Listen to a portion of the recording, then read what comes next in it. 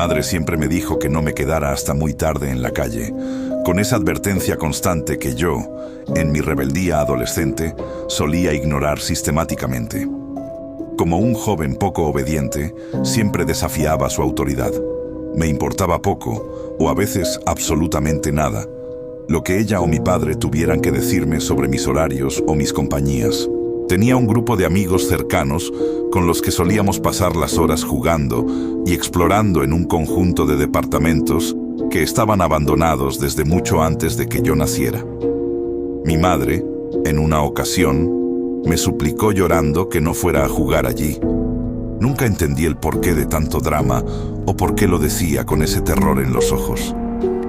Siempre creí que lo decía por amargada, por el simple deseo de controlarme o por alguna superstición vieja que no tenía cabida en mi mundo moderno. Sin embargo, ahora que estoy a punto de morir y siento que mi respiración se vuelve un hilo débil, entiendo finalmente por qué ella se preocupaba tanto y por qué le aterraba que yo pusiera un solo pie en ese lugar. Mi nombre es Tom Brown y provengo del norte de Kansas, una región agrícola inmensa que limita con Nebraska, donde el horizonte parece no tener fin y el viento siempre arrastra el olor de la tierra seca. La calidad de vida en nuestra zona es buena, o al menos eso es lo que pensaba yo. Un adolescente de menos de 18 años que solo quería salir, distraerse con sus amigos y escapar de la monotonía de las llanuras. Mi madre trabajaba como recepcionista en un hotel algo decente de la ciudad, esforzándose por mantener las apariencias, mientras que mi padre era un trabajador de una fábrica de plásticos, un hombre consumido por la rutina y el desdén. Desde hacía tiempo pude notar que ellos ya no estaban bien en su estado sentimental. Había una grieta profunda que se ensanchaba cada día más. Todo llegó a su límite absoluto cuando mi madre descubrió que mi padre estuvo involucrado sentimentalmente con otra mujer. Ella, por el bien del matrimonio y la estabilidad del hogar, decidió perdonarlo y repetía constantemente que lo más importante era que la familia siempre estuviera unida, sin importar el sacrificio. Llegué a pensar que mi madre estaba algo mal de la cabeza por decir ese tipo de cosas y por aceptar una humillación así. Pero la verdad es que en ese entonces nada de eso me importaba realmente. Un día decidí desobedecer una vez más a mi madre y me escapé con mis amigos para ir a este conjunto de departamentos abandonados. Era increíble explorar esos edificios, porque estaban llenos de rincones oscuros y lugares a los que parecía que nadie había llegado en décadas. Este conjunto de departamentos tenía la popular y siniestra fama de hacer desaparecer a quienes entraban. Pero como ya habíamos entrado varias veces sin que sucediera nada extraño, nos confiamos plenamente. Esta vez, un amigo llamado Robert, que siempre era el más audaz y el que más nos empujaba a cometer imprudencias, nos incitó a ir más profundo que nunca hacia zonas del sótano que no conocíamos. Fue entonces cuando encontramos una puerta de color amarillo, muy sospechosamente brillante, casi como si tuviera luz propia. La misma se encontraba en un cuarto interior donde no entraba ni un solo rayo de luz solar, lo cual hacía que ese color amarillo chillón destacara de una forma antinatural y perturbadora. Otro de mis amigos sugirió que nos regresáramos de inmediato, pues el ambiente se sentía pesado y el color de la puerta le daba una mala espina que no podía explicar. Todos nos reímos de él, burlándonos de su miedo a una simple puerta de madera pintada. ¿Cuánto me arrepiento ahora de no haberle hecho caso? De no haber tenido ese mismo instinto de preservación. Robert, sin dudarlo, abrió la puerta y logramos ver que de ella salía un haz de luz muy fuerte, una claridad blanca que no debería existir en lo profundo de un edificio abandonado. Nadie se atrevió a entrar al principio, pero como siempre, Robert se aventuró primero. Cuando entró, gritó que el lugar era increíble y nos pidió que pasáramos. Cuánto me arrepiento de no haber dado media vuelta en ese instante. Después de Robert entré yo, lleno de una adrenalina ciega, y detrás de mí entraron los demás, cerrando el grupo. Era un lugar extraño, una serie de pasillos infinitos con paredes de color amarillo brillante. Incluso el piso tenía esta misma tonalidad chillona y desagradable. Sentí una incomodidad primaria, una sensación de que mis sentidos estaban siendo agredidos, así que me decidí por regresar. Pero cuando me di la vuelta para salir, la puerta por la cual acabábamos de entrar simplemente había desaparecido. No había rastro de un marco o de una cerradura, solo una pared sólida de ese mismo amarillo infinito. Todos nos alarmamos de inmediato, incluido Robert, que era el que siempre se tomaba las cosas con humor y sarcasmo. Yo salí al frente tratando de calmar la situación, diciendo que esto era muy raro, pero que si había una entrada, necesariamente debía haber una salida en alguna parte. Aunque suene extraño y desesperado, sugerí que no nos separáramos bajo ninguna circunstancia y que estuviéramos todos en grupo para no perdernos en esa red de habitaciones idénticas. Sin embargo, cuando me di cuenta, Milton había desaparecido. No entendí qué había pasado. Un segundo estaba allí y al siguiente solo había aire. Todos volvimos a entrar en pánico, preguntándonos qué había sucedido y cómo era posible que se esfumara si estaba justo detrás de nosotros. Con el miedo emergiendo de mis entrañas, grité que todos nos tomáramos de las manos para evitar que alguien más se perdiera. Dimos vueltas una y otra vez por los mismos lugares. O eso creíamos, porque todo era exactamente igual. Sugería hacer una locura para orientarnos. Corté parte de mi dedo con una pequeña navaja que llevaba para derramar algo de sangre y pintar la pared. Así sabríamos si estábamos dando vueltas en círculos. Este lugar, pintado de amarillo chillón, era absurdamente desorientador. Una trampa para los sentidos que parecía no tener fin. No sé cuánto tiempo hemos caminado, pero ya debería haber sido por lo menos unas 3 horas de marcha constante a través de esos pasillos que olían a alfombra húmeda y vieja. No solo no encontrábamos a Milton, sino que en un descuido, Robert también desapareció.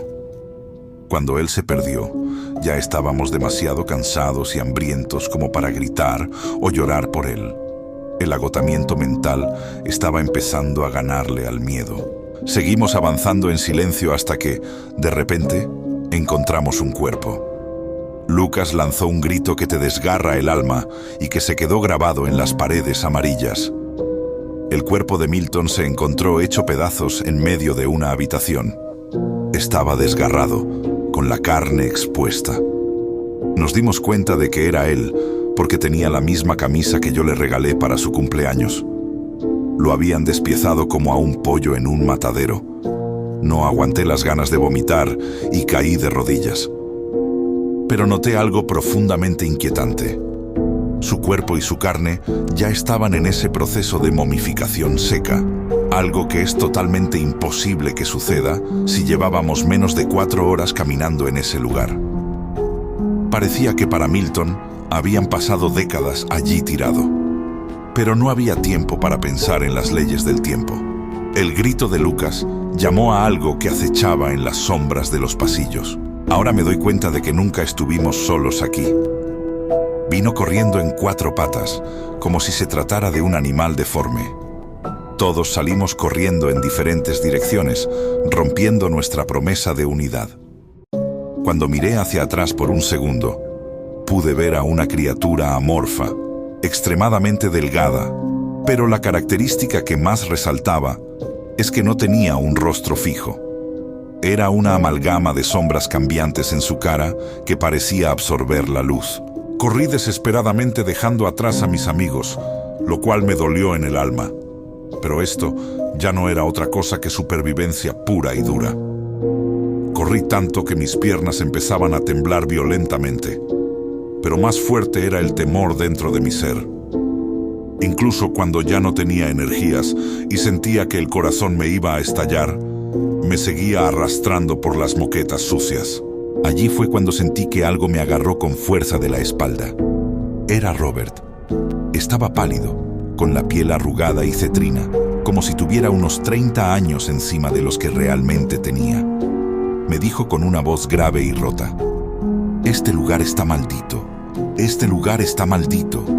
Repetía una y otra vez esta frase como si fuera un mantra para no perder la poca cordura que le quedaba.